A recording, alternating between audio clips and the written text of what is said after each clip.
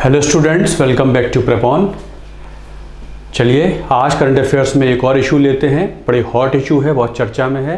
उससे अपने मतलब का जानते हैं कि हमारे लिए इंडियन पॉलिटी के वो कौन से पॉइंट्स हैं जो इम्पॉर्टेंट हो सकते हैं। तो Pegasus spyware surveillance and the protection of freedom of speech and right to privacy, इस संदर्भ में हिंदू में या इंडियन एक्सप्रेस में कुछ आर्टिकल्स आए हैं। उनके बेस पे कुछ important points I have brought out, उनको शॉर्ट में डिस्कस करते हैं। तो सबसे पहले जानते हैं व्हाट इज पिगासस सॉफ्टवेयर। एक general view, it is a malware which is created by NSO group and Israeli company. एक इजरायली कंपनी है, उसने इसे क्रिएट किया है, बनाया है। It is use for surveillance, निगरानी रखने के लिए लोगों के ऊपर ये इस्तेमाल किया जाता है। As per the company NSO which is Israeli company, they sell this software only to government agencies. Government agencies को ही देते हैं। इसका मतलब ये है ये आम आदमी या प्राइवेट कंपनियों के हाथ में नहीं आता, गवर्नमेंट एजेंसीज़ को देते हैं। इसका मतलब ये है कि इसका इस्तेमाल गवर्नमेंट एजेंसीज़ ही करेंगी, या तो लॉफुली करेंगी या अनलॉफुली करेंगी। तो जब ये गवर्नमेंट एजेंसीज़ को देते हैं, यहाँ से फिर शक बढ़ने लगता है कि इसका इस्तेमाल हुआ है। इसका मतलब डायरेक्टली या इनडायरेक्टली गवर्नमेंट्स इसके पीछे होती हैं।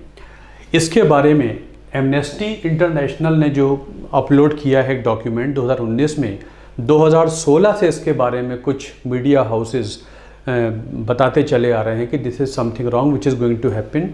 उसी में एमनेस्टी इंटरनेशनल का जो सिक्योरिटी लैब है, उन्होंने अपलोड किया डॉक्यूमेंट जिसके बेस पे वो कहते हैं कि Pegasus was designed for 3 important things. 3 चीज़ों के लिए डिज़ाइन किया गया है।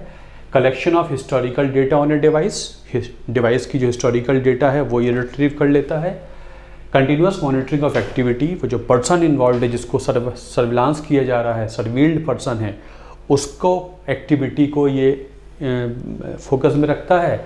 And transmission of this data to the third parties, और ये यहाँ से वहाँ भी भेजा जा सकता है। उसकी एक्टिविटी, उसका मूवमेंट, सब कुछ, उसकी एवरी एस्पेक्ट ऑफ इस privacy can be completely surveilled, means it is a tool for total surveillance। बहुत सारे इंपॉर्टेंट मीडिया हाउसेज या ग्रुप्स, जो मीडिया ग्रुप्स हैं, वो इसके खिलाफ काम करते आ रहे हैं और जागरूक करते आ रहे हैं।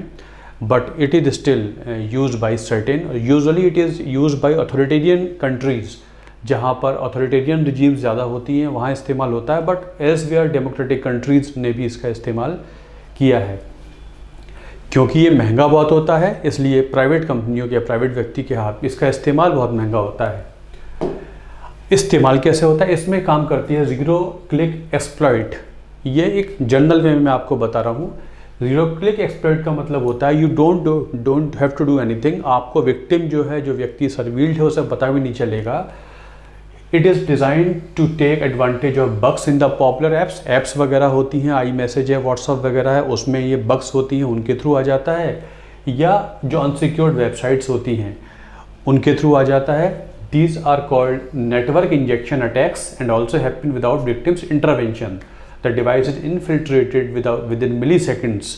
ऐसी अनसिक्योर्ड वेबसाइट्स होती हैं जो सिक्योर्ड नहीं होती हैं, उनको विजिट करने में मिली सेकेंड्स में आपका जो डिवाइस है वो हैक हो जाता है, वो चला जाता है डेटा उसका, अब आपकी निगरानी में उस एजेंसी के आ जाएगा।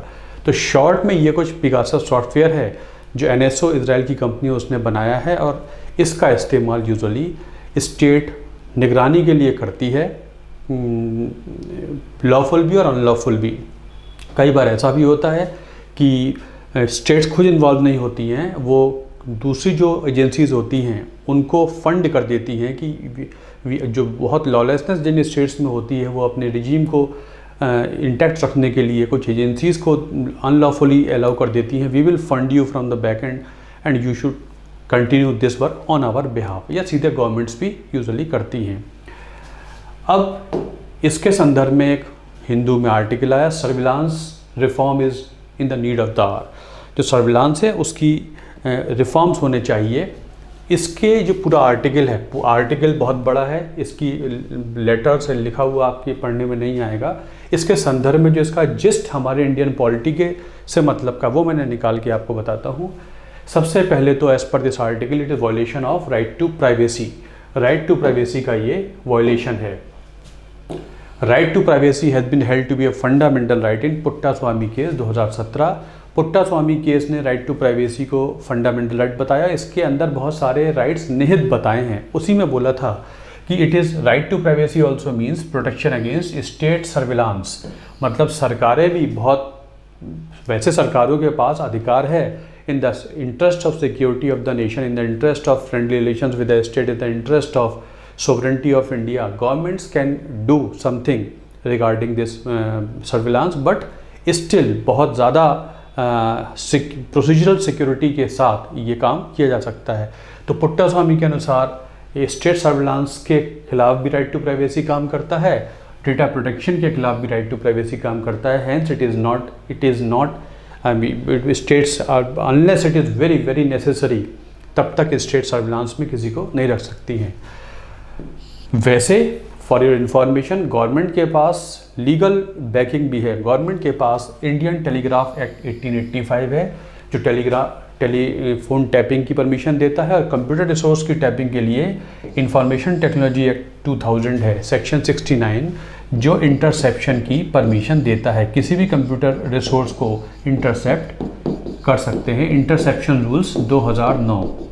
ये सारी चीज़ें मैं आपको शॉर्ट में इसलिए बता रहा हूँ कि प्रीलिम्स में, मेंस में किसी और एंगल से क्वेश्चन आएगा, प्रीलिम्स में इनके बेस पे छोटे छोटे पॉइंट्स सेंटेंस बना के, स्टेटमेंट बना के क्वेश्चन आ सकते हैं। ये दोनों एक्ट क्या कहते हैं इनमें एक वीडियो अलग से बता दूंगा। इस आर्टिकल के अनुसार ये दोनों टूल गवर्नमेंट के पास होते हैं जिससे गवर्नमेंट इंटरसेप्शन कर सकती है, कुछ हद तक इंटरसेप्शन कर सकती है, टैपिंग कर सकती है, लेकिन ये इनको इस्तेमाल करना आसान नहीं है। As per Indian telegraph act home secretary के लेवल का ऑफिसर परमिशन देगा और तब जाकर वो पर्टिकुलर टेलीफोन टैपिंग हो पाएगी, वो भी एक निर्धारित लेवल तक, निर्धारित अवधि तक ऐसा हो सकता है। ऐसे ही कुछ रूल्स यहाँ बने हुए हैं। इनके गवर्नमेंट ने जो कहा है पार्लियामेंट में कि हमारे पास already we have laws, we can do with that, why we had to use this malware, spyware, हमें क्या ज़रूरत पड़ी है कराने की, हमारे पास तो लॉज हैं ऐसा करने के लिए, जैसा कि आईटी मिनिस्टर ने बोला। तो हमारे पर्पस की चीज़ ये दो लॉ आ जाते हैं इस आर्टिकल से। साथ साथ बोला है जो ऑथर्स हैं इस आर्टिकल के कि this is also against due process of law. What is due process of, अखबार में हम पढ़ तो लेते हैं ड्यू प्रोसेस ऑफ लॉ क्या होता है, प्रोसीजर एस्टेब्लिश बाई लॉ क्या होता है। ड्यू प्रोसेस ऑफ लॉ एक यूएस डॉक्ट्रिन होती है, यूएस में यूएस सुप्रीम कोर्ट ने इसे दिया है। उसके अनुसार जुडिशरी हैज़ इनहेरेंट पावर, ध्यान से सुन लीजिएगा, ड्यू प्रोसेस ऑफ लॉ का मतलब होता है judiciary has inherent power to strike down any law. किसी भी कानून को पार्लियामेंट ने बनाया, लेजिस्लेचर ने बनाया, और जुडिशरी के पास इनहेरेंट पावर है कि वो ऐसे किसी लॉ को स्ट्राइक डाउन कर देगी जो लोगों की पर्सनल लिबर्टी को अफेक्ट करता है, लोगों की लिबर्टी लेता है, जैसे कि ये जो आईटी एक्ट है या टेलीग्राफ एक्ट है या गवर्नमेंट के और एक्शंस हैं। अगर गवर्नमेंट के किसी एक्शन से या लॉ से पर्सनल लिबर्टी अफेक्ट होती है और अगर वो लॉ फेयर नहीं है, जस्ट नहीं है, रीजनेबल नहीं है, नेचुरल जस्टिस के बेस पर आधारित नहीं है। नेचुरल जस्टिस का मतलब होता है किसी को बिना सुने सज़ा नहीं दी जा सकती, बट ओबियसली स्टेट के पास देश को सिक्योर करने के लिए भी कुछ स्पेशल राइट्स हुआ करते हैं, बट जो इनसिक्योरिटी देश के लिए होने वाली है, जो ग्रेव इमरजेंसी देश के लिए डेवलप होने वाली है और जो स्टेट सर्विलांस करने वाली है, उनके बीच में स्ट्रॉन्ग नेक्सस बहुत ज़रूरी है। अगर गवर्नमेंट कानून बना दे कि हम किसी को भी सर्विलांस में डाल सकते हैं, बट कोर्ट ये देख सकता है कि क्या किन कंडीशंस में इसका इस्तेमाल हो सकता है।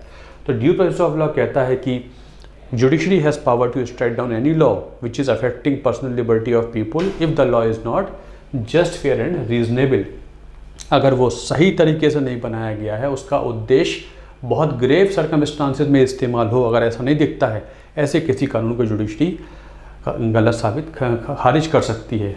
एक तो ये बात इसमें आई। साथ साथ ये बोला गया है कि जब किसी के ऊपर सर्विलांस होता है, इसका मतलब उसके fundamental right to privacy disturb होता है।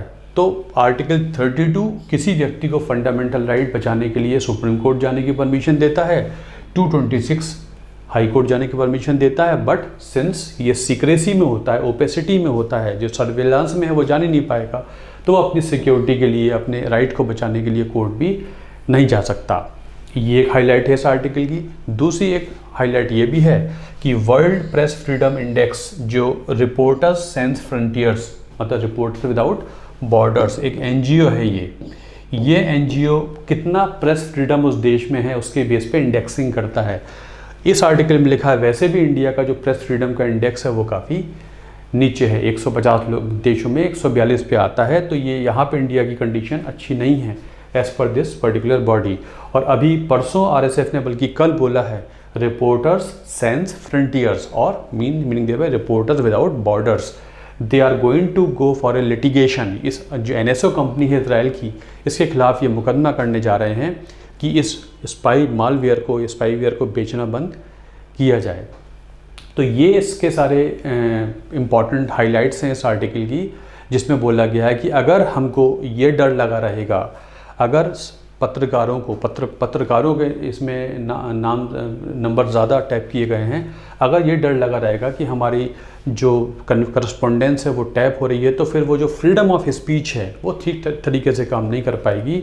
और जब तक फ्रीडम ऑफ स्पीच ठीक से काम नहीं कर पाएगी तब तक रिफॉर्म्स नहीं आ सकते। रिफॉर्म्स तभी आएंगे जब एक कंस्ट्रक्टिव अपोजिशन डेवलप होगा, जिसके लिए freedom of speech and expression का मतलब उस देश की प्रेस का संरक्षित होना और प्रोटेक्टेड होना बहुत ज़रूरी है। तो आर्टिकल 19 की जो फ्रीडम ऑफ प्रेस की बात आती है, जिससे निकलता है 19(1)(a), उसको भी इसमें डिस्कस किया गया है। तो बेसिकली ये 4-5 पॉइंट्स जो मैंने आपको आज बताए हैं ये इस आर्टिकल से निकल के आते हैं, जो हमारे एग्ज़ाम के पर्पज़ से इम्पॉर्टेंट हो सकते हैं। अब किसी अलग वीडियो में मैं आपको बताऊंगा कि ये वर्ल्ड प्रेस फ्रीडम इंडेक्स कैसे निकाला जाता है और आईटी एक्ट 2000 और this one Indian telegraph act 1885 के क्या इंपॉर्टेंट फीचर्स होते हैं। तो this is all for today. Hope you are enjoying this videos. Thanks a lot for watching this video, or if you are getting benefited academically from these videos, my purpose is not to go for any other thing. My purpose is totally academic purpose. तो then please like it, share it and subscribe करिए ताकि हम channel को आगे बढ़ा सकें। Thanks a lot. One thing more, science and tech की जो वीकली मैगजीन आने लगी है यूट्यूब पर, उसके बारे में अपने व्यूज़ मुझको ज़रूर दीजिए, फीडबैक दीजिए। Every Saturday at 8 PM we bring the science and technology this week. पिछले हफ्ते में साइंस एंड टेक में जो इंपॉर्टेंट डेवलपमेंट्स होते हैं उस पर एक छोटा सा कवरेज आता है, तो उसके बारे में if you give your feedback I shall be thankful to you. Thank you very much.